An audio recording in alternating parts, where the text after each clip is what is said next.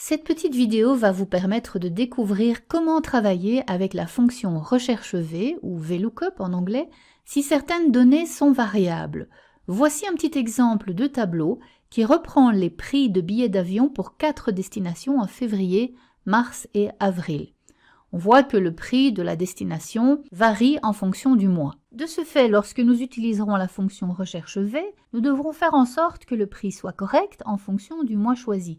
Vous voyez, Tahiti, dans notre tableau, est à 2500 pour le mois de mars. Si nous choisissons plutôt le mois de février, le prix est à 3000. Or, pour l'instant, si je viens dans ma petite liste ici et que je passe de mars à février, eh bien vous voyez que le montant ne s'adapte pas, tout simplement parce que la colonne renseignée dans la recherche V n'est pas variable. Pour remédier à cela, nous allons utiliser dans notre recherche V une autre fonction qui s'appelle la fonction match en anglais ou equiv en français. Alors en quoi consiste cette fonction? Eh bien le mieux c'est de vous le montrer par un petit exemple.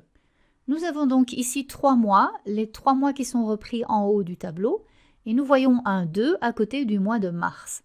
En fait, la fonction equiv permet de trouver la position d'une donnée dans une zone de cellule. Nous voyons que mars est en deuxième position et février en premier. Je me mets donc en B12, la cellule de résultat, j'écris le sigle égal, je commence à écrire ma fonction, vous la voyez dans la liste, je la sélectionne.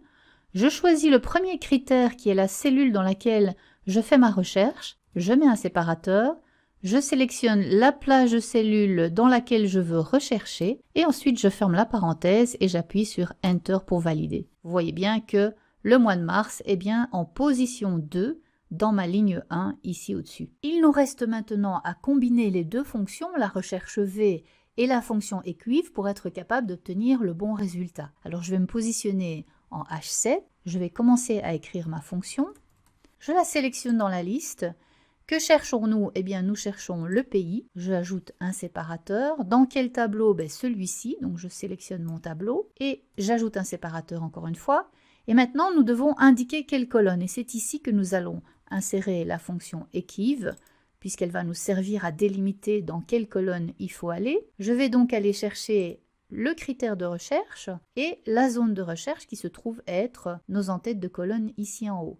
Alors remarquez bien, je n'ai pas pris la colonne A, c'est pourquoi maintenant il va falloir tout simplement que j'ajoute un petit plus 1 pour que mes résultats soient corrects. J'ajoute encore un dernier séparateur, je double-clique pour avoir une correspondance exacte, j'appuie sur Enter et voici le résultat. Si maintenant je fais varier le mois, vous voyez que le résultat se met parfaitement bien à jour. Merci beaucoup pour votre attention et à très bientôt.